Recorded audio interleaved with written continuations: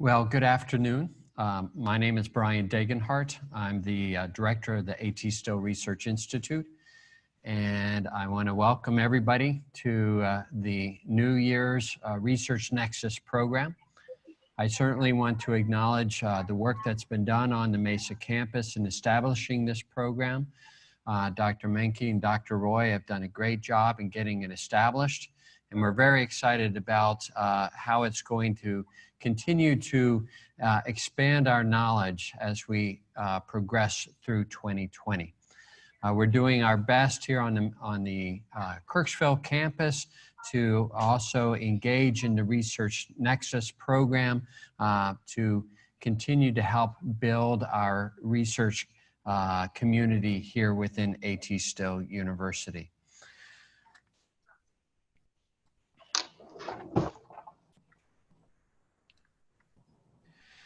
So being a new year, and it is a very special year. So first of all, it's the beginning of a new decade.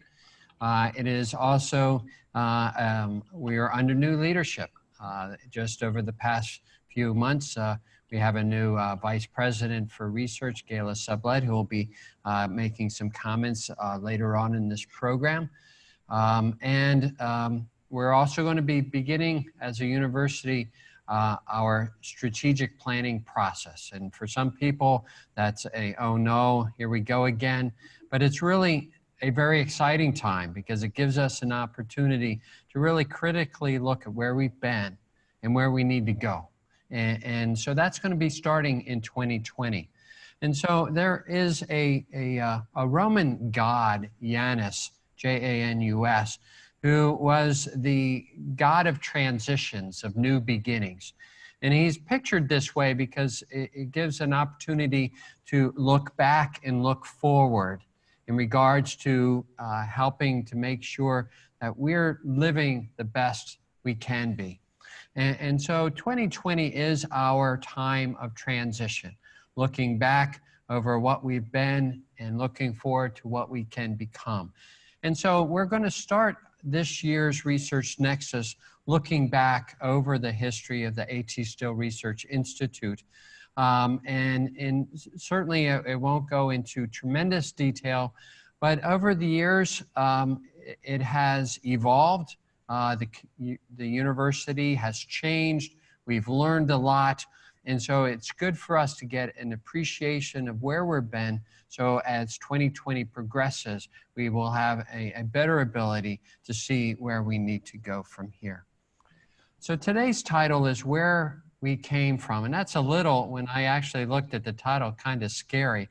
Because, you know, you could go anywhere. Does that mean, do we really want to look back? I will just kind of crack the window and peer out because it can be maybe a little scary. Do we go as far back to the very early parts, or maybe even earlier to that, to when, you know, the universe started? And this is a great picture from the Hubble telescope that was taken during just, you know, the past 10 years as we were functioning as an institute. So where did we come from? What's our history?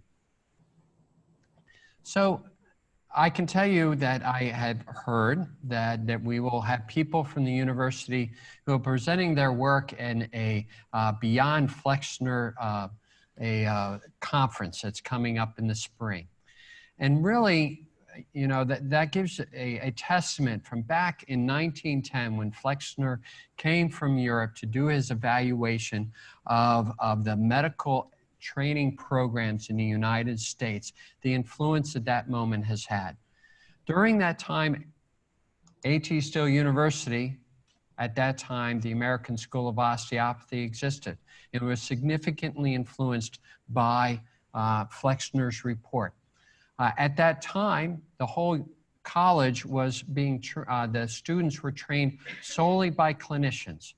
And one of the challenges and limitations that Flexner reported was that we had not integrated the basic sciences as part of our training program. It didn't matter what aspect or discipline within the medical training system there is.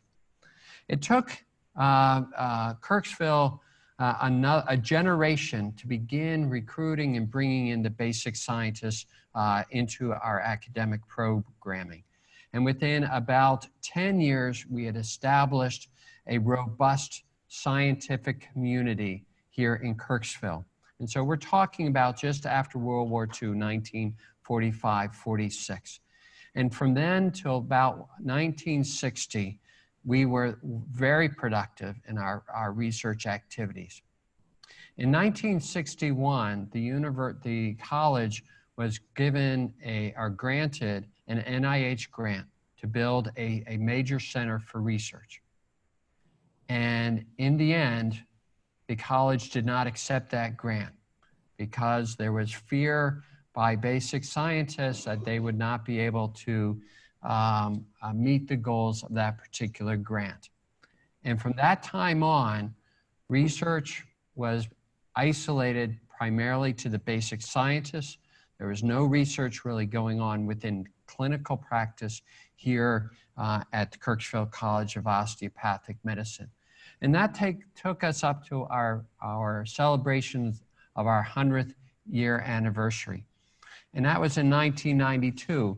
And after that, Dr. Tinning, who was president, was having a vision of expanding our influence in training programs in Arizona. We brought in a new president, who then Dr. McGovern, who called for the convocation of the second century in 1998. And it was here that he asked all aspects of the KCON community, its benefactors, its alumni, its students, its faculty, its administration, to have a critical look back over the 100 years of its existence to be able to better see where it needs to go in the future. And certainly from our roots, and it doesn't matter whether we just joined the institution or have been part of the institution for decades, our goal is to support the development of healthcare. And healthcare is to improve the physical and mental well-being of our patients, our communities, citizens of the state, nation, of the world. And I can say that if we look over kind of various disciplines within the healthcare field, some people have focused more on parts of it, perhaps focusing on physical disabilities or diseases. Others may have focused more on mental related issues, but it's been the osteopathic philosophy that is focused on physical and mental well-being, not just disease conditions, that has made osteopathy grow over its 120, almost 130 years. And throughout all of healthcare and all healthcare practitioners, we have worked to provide services for patients and communities. That's really what we've done through the 20th century and through our first 100 years as a profession and as an institution. But it's in the 21st century, as we look forward, that we now in healthcare have the ability to understand what we can do for larger groups of people on a national and on a global level. And these are things that we're going to need to be thinking about as we look into the future. And so as we produce people that provide patient care, we are looking at how we educate our students. And some people could look at that over the history that we could be seen as a trade school, that we're teaching primarily job-specific skills that resulted in people that were then graduated and went into their practice. But the reality is, and even before we became a university, we saw that the importance to providing good health care was not just providing good education, but it was also expanding our knowledge base through research. And that is truly what our definition of university. If we look at these various universities from Stanford, Yale, Harvard, Princeton, Oxford, they all are communities of teachers and scholars, are institutions of higher learning and research. And certainly that is what we became during the period of the Research Institute under the KCUM Foundation.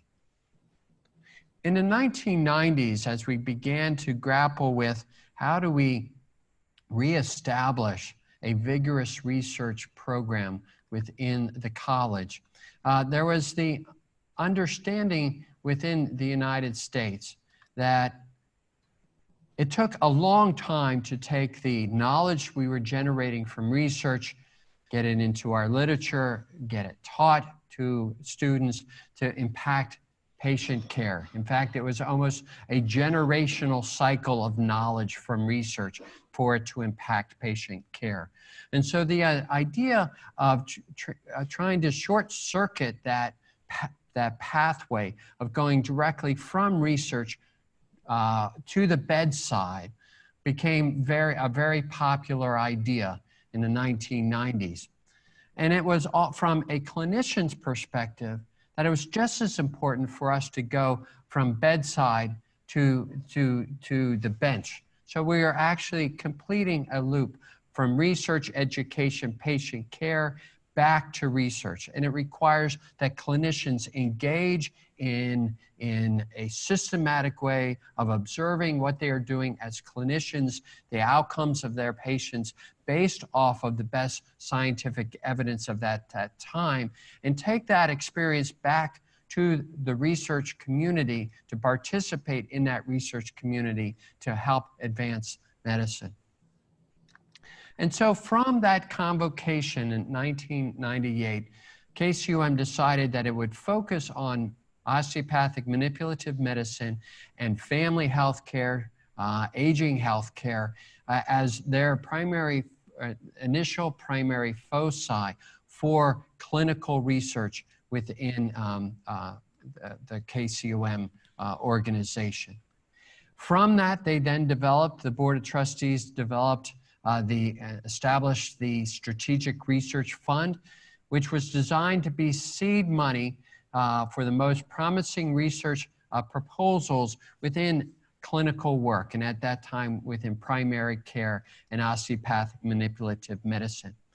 And then in that same year, it launched the Interdisciplinary Research Committee to help promote this overall development of this research culture, to facilitate key collaborations and internal research mentorship.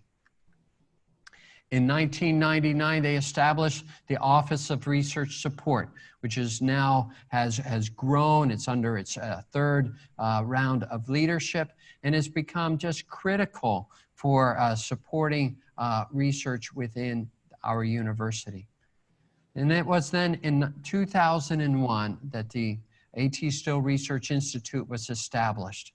And it was the first and shortly thereafter, one of only 2 research facilities worldwide that prioritize research within this field. And at this time, it is still the only one that has continued to maintain it over the past 20 years. So I'd like to just give an opportunity to just talk a little bit of what happened in 2001, because at that time, the American Osteopathic Association was putting forth a major grant to help in the development of an osteopathic research center. And so it was in August of that year that these 3 people met in an office up the street in the grants area and said, it is time for us to develop this research institute. And so 2 out of the 3 have not changed at all. One has gone from this little boy into an old man who you're looking at. But I'd like to ask Gayla Sublette, who was there at the beginning of the Institute and is now going to be leading the university in its research priorities, to come up and just give a little bit of her perspectives in regards to the Institute and what was going on within the college and the university at that time.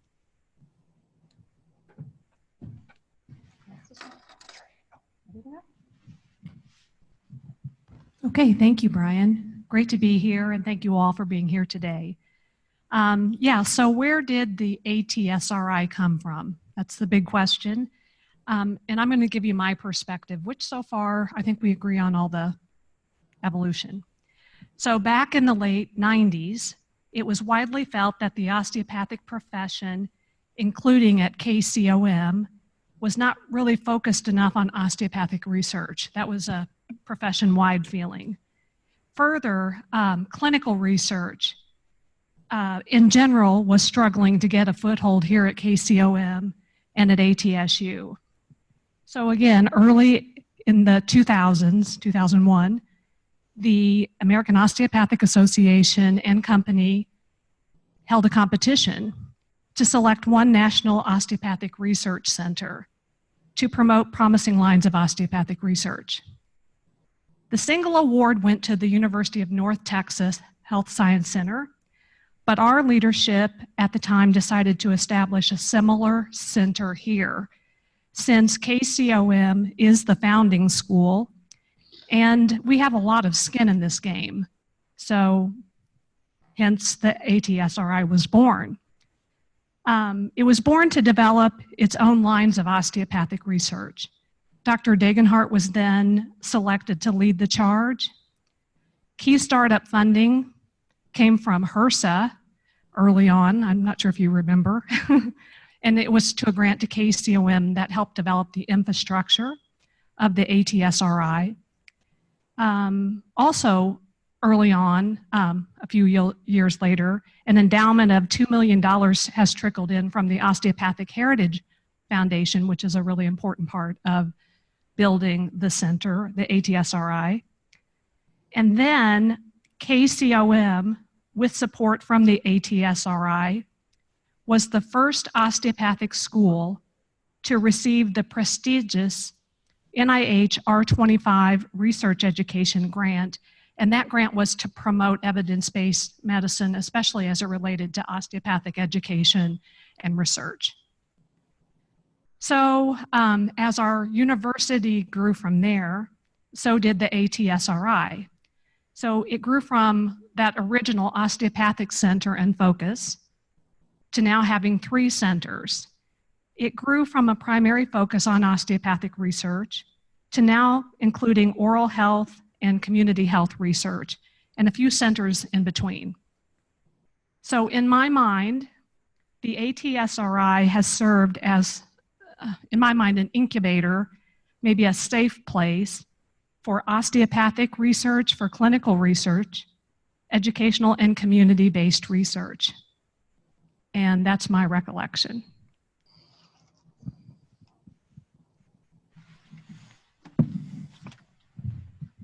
Thank you.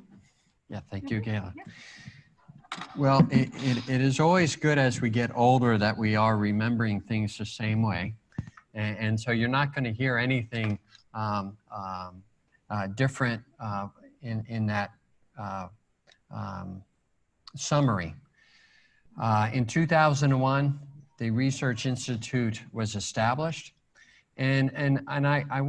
I'm going to give you a little bit more detail because I think it's going to be helpful as we look towards the future to appreciate what we have, but also to appreciate what we still need in order to continue to be successful. So here, when the Institute was started, we received one thing, and that's this plaque that was over top of this door. We did not have any extra staff. We had no desk. We had no computer. We had nothing. We had this plaque over top a place that actually the Research Institute never actually functioned in other than the meetings that we attended.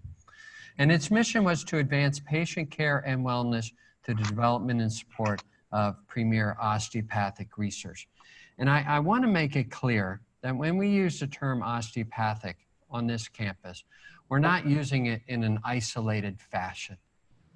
Osteopathic is really as encompassing a word from an osteopathic perspective as holistic, all-encompassing. And so when you see this, sometimes people can get a little antsy because that's not really what they were trained in.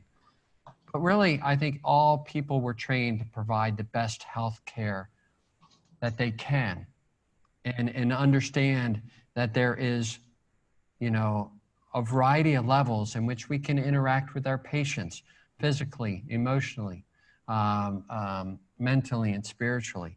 And so when we're using that term, once again, realizing that we see that as something that's encompassing what we would see as premier healthcare in general. We had a variety of specific aims, which really are very consistent to the ones that we have evolved to over time, to providing an infrastructure to support research and to promote its dissemination, to encourage multidisciplinary approaches to research into patient care. And as we've developed into a university, we should have greater ability to meet this early aim. To collaborate with other research centers, both nationally and internationally, which we won't be able to go into today, but I can say we have certainly succeeded in doing that.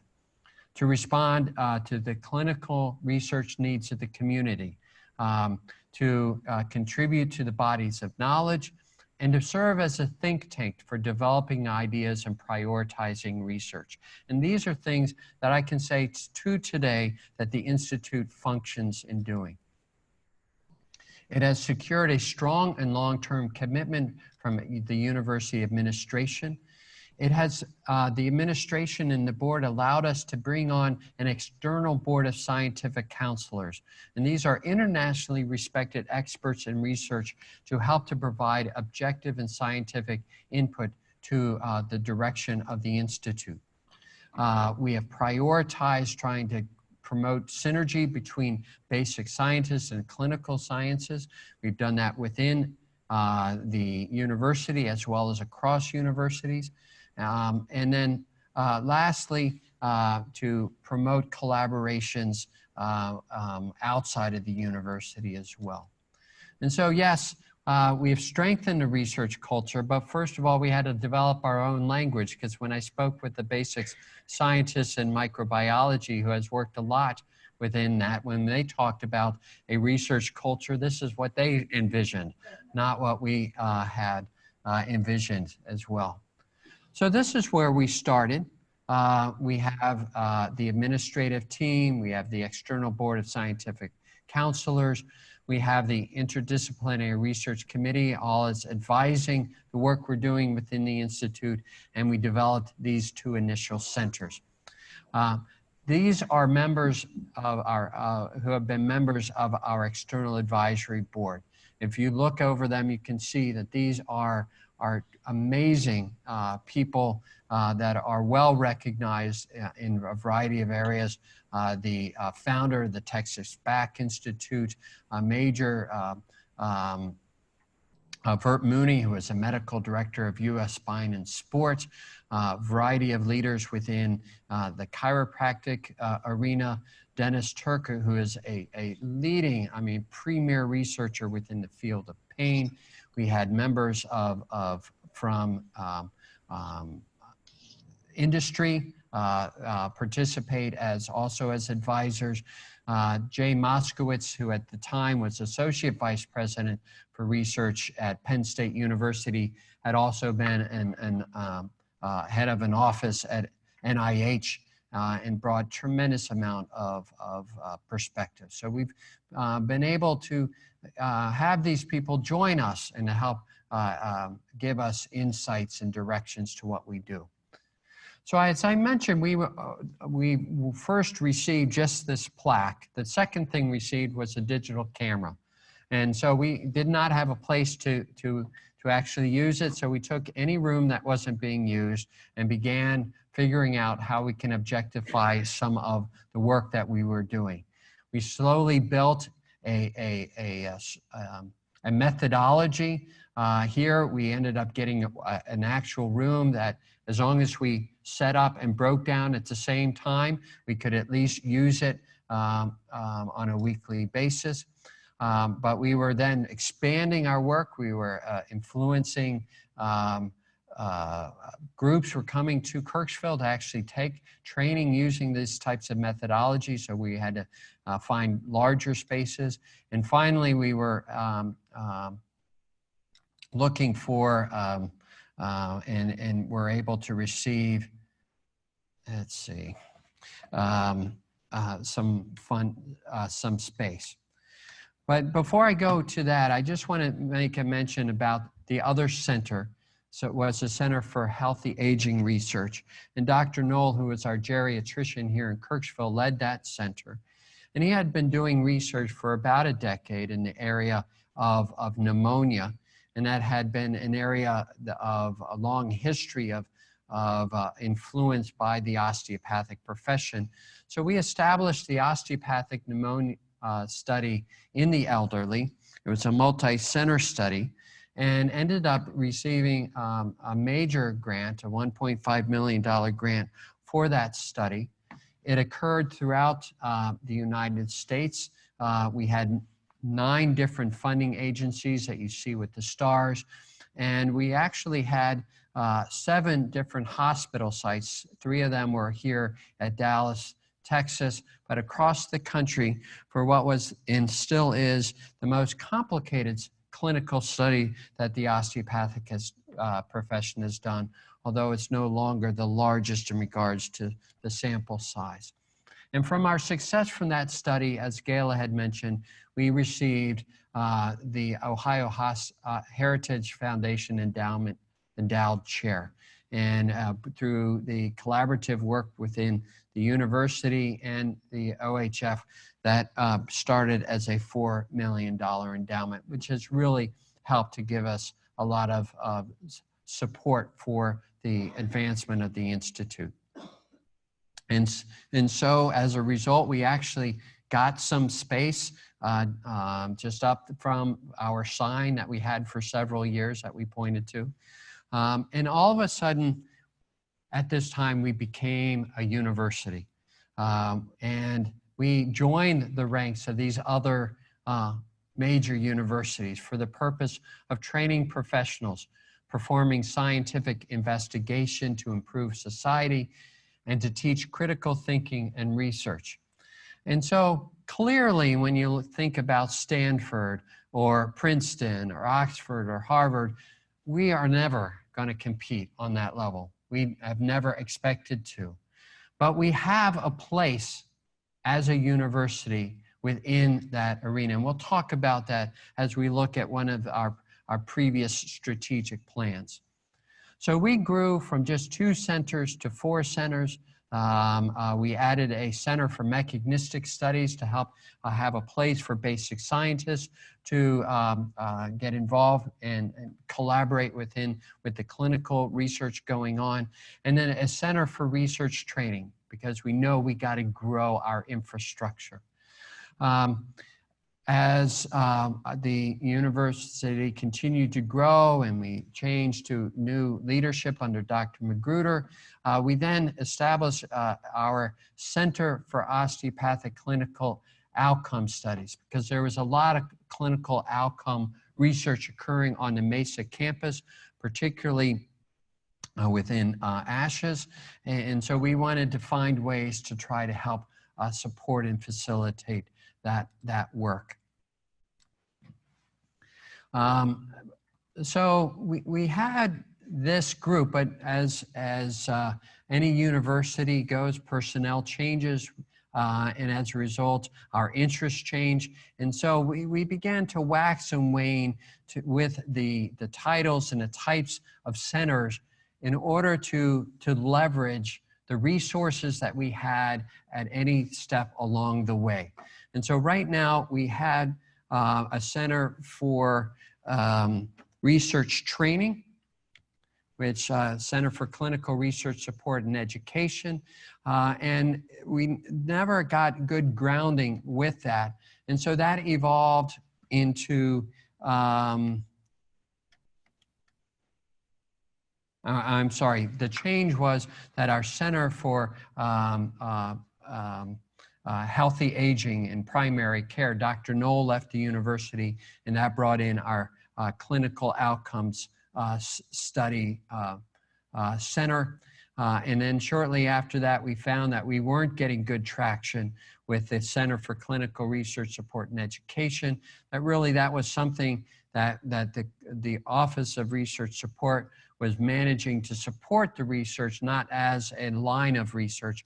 And so we then focused on these three areas of research.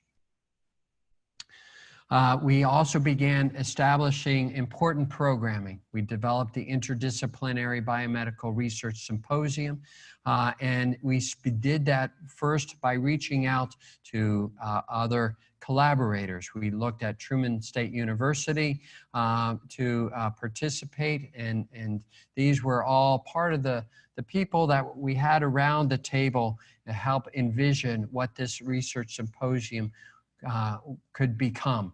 And it has become the premier conference in this area to promote clinical and collaborative research. We have now just completed our 11th annual meeting. We began developing practice-based research networks because we wanted to engage clinicians who are doing the important patient care in the real world to collect that data so that when we go back to the basic science research that's going on, that they're getting that information from bedside to bench about what we are seeing as clinicians.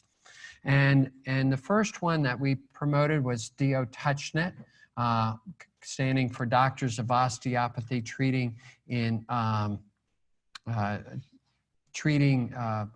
patients with osteopathic manipulative medicine. And our specific aims were to establish a data warehouse, which has become quite large, and to compile practice-based data for conducting observational studies looking at utilization, safety, effectiveness, and costs, and so forth. And to this day, that has continued to expand now into a global practice-based research network. It was conceptualized in 2007. Planning began in 2008. And as Gayla had mentioned, was supported by an important NIH grant that we partnered with Penn State University to help give us that mentorship to get started in making the practice-based research network. We also developed a clinician researcher development program, because what we realized was that when we looked at the literature, and was clearly evident in the literature, that there was a limited number of clinician researchers, and actually the number had been dropping over the previous 2 decades. And so this deficit being increasing, we need to find ways to engage, particularly within our students and the students that will be coming into ATSU, to help promote the development of clinician researchers. And so that is exactly what this program was designed to do. Provide meaningful research experiences to students, to develop and establish an ongoing program, to develop future clinicians that will maintain research as part of their practice, to train clinicians to actively engage and provide leadership in clinical research throughout their careers. And so we then also said, well, we got to have ways to better integrate what's going on between our campuses within the Institute. And we began establishing retreats and annual meetings to do that. And one of our important meetings occurred in 2016 at the Union Station in St. Louis. Most of them occurred down in the Phoenix, Mesa, and Tucson areas, just because it's a lot easier to get people to travel in the winter when they know they're going to warm places versus cold places. And so these are ways that the Institute has tried to build that research culture, to bring together clinical researchers on the Mesa campus, on the Kirksville campus, to help integrate projects. And as a result, this is what our current organizational chart looks like. We still have our external board of scientific counselors and our interdisciplinary research committee designed to help to give input into the program. But now our centers have evolved into a single center focusing on manipulative medicine research, a center for oral health research, and then the National Center for Community healthcare research. I'm not going to go into any specific details in regards to these because in February we're going to have a follow-up research nexus where the directors of these centers will present to the university the work that is currently going on in their centers. And so that will happen in February. But I do want to just make a mention of now that within the structure of the Institute with these 3 centers that are just expanding and growing like wildfire. The work that is being done in these various centers is really unprecedented in my experience. So we have been able to establish an infrastructure and a culture that promotes research in whole person healthcare. I can tell you, I never thought that I would understand how dentistry could provide whole person healthcare, but it is occurring at our dental schools on both campuses in ways that you will see in our February presentation. We support clinicians, scientists, and students in conducting clinically relevant research that's occurring in each of our centers. We are facilitating a strong interdisciplinary research environment throughout the university and are helping to facilitate the dissemination and translation of that research. And so those objectives are clearly the ones that we had seen earlier, and they continue to be relevant today.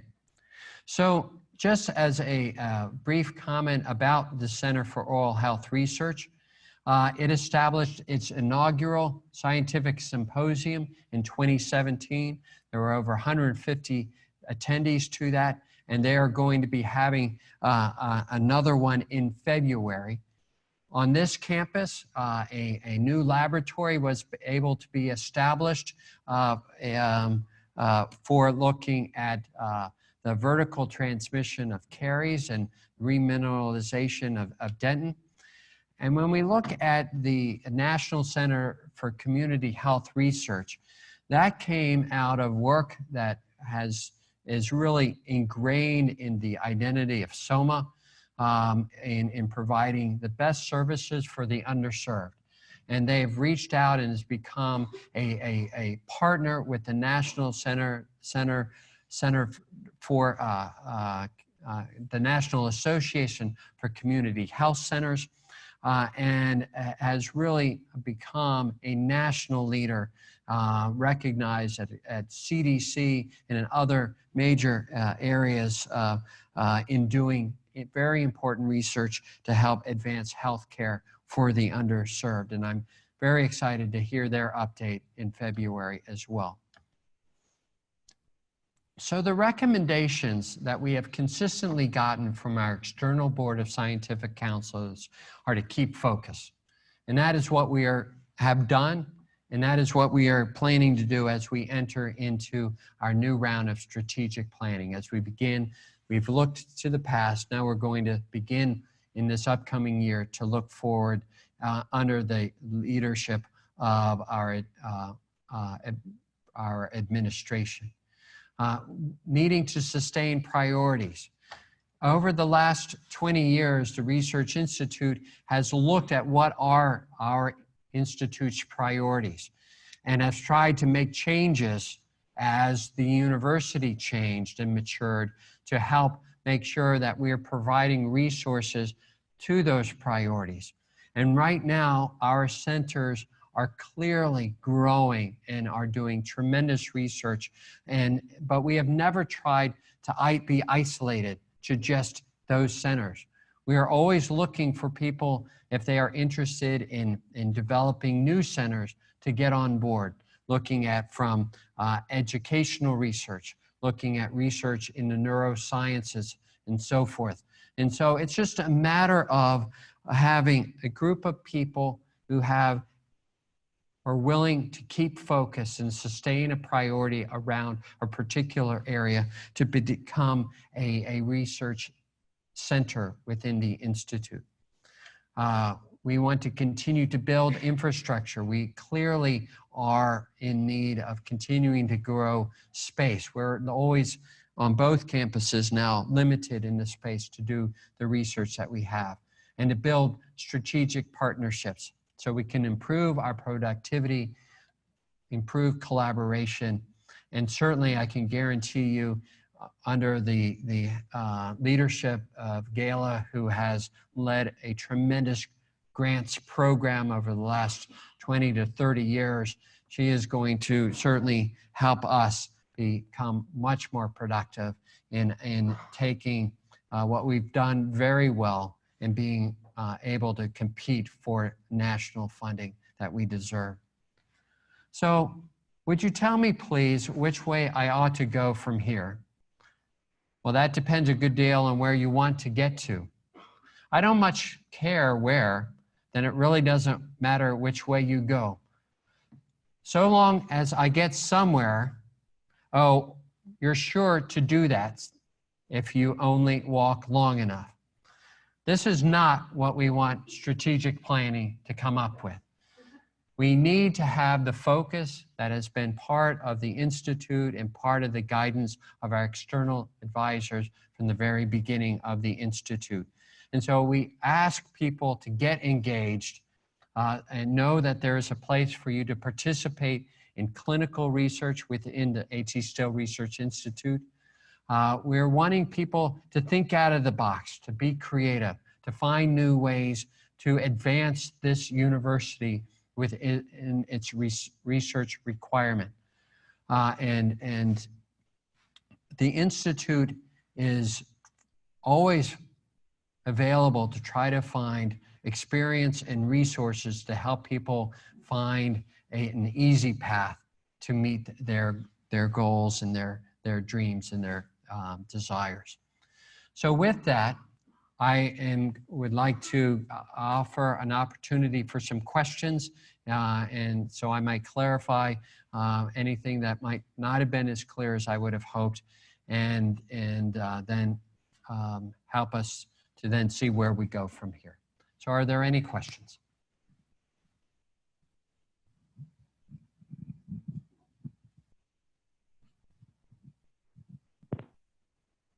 Brian, I wonder if it might be helpful, and maybe this is the next session, if a faculty member has a research concept or interest in advancing research in their practice or in their teaching, how might they go about, what's the door in to ATSRI and the resources for someone like that?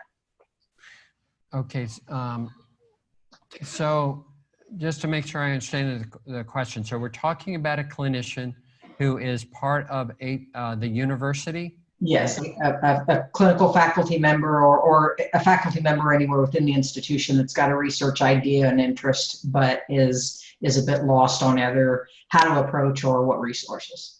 Okay, so from an institute perspective, if the area of research falls under an area such as dentistry or in the community health system or within manipulative medicine, you should go to those center directors to report their ideas, their interests, and that center director will do everything they can to help to give direction to facilitate that interest. If it falls outside of that, then certainly I would ask you to talk to me directly as the Institute director, or also to go to research support, because sometimes you know, the idea is something that people want to kind of do on their own. And that's why the university has research support in order to help to provide people that are interested in kind of carrying on their own line of research.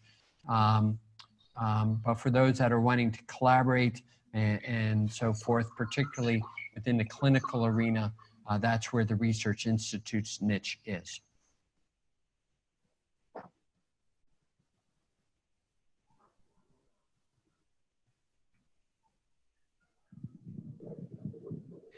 Okay, so I want to just So, let you Brian, know. maybe it would be worthwhile to, this is God calling from here. Bearded? Yeah, okay. So this is from ATSU Mesa campus. It may be worthwhile to remind the audience that there is a funding mechanism in addition to the council that you just referred to, you know, for new ideas.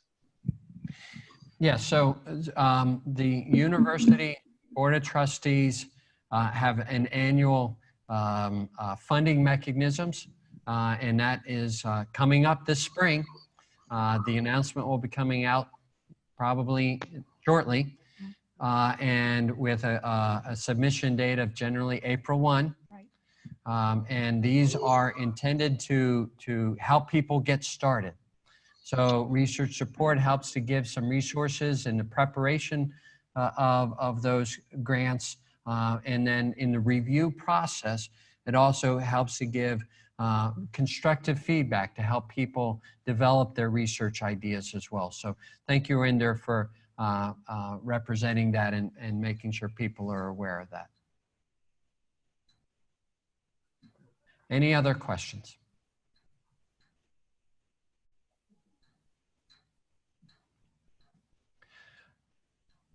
Okay, so I want to thank everybody for their participation in our first Research Nexus for 2020. Our next one will be held on January 29th, and this will be on the topic of data preparation, which was one of our key areas that we found through our survey last August of interest from our researchers. And the university in general. And so I recommend you participating at that meeting on January 29th. Vanessa Pazdernik, one out of our statisticians, will be providing that program. And then we will have 2 weeks after that, our follow-up for this this presentation, where we have the center directors giving you the latest of what's going on in each of their centers. So thank you very much, and we'll look forward to seeing you on January 29th.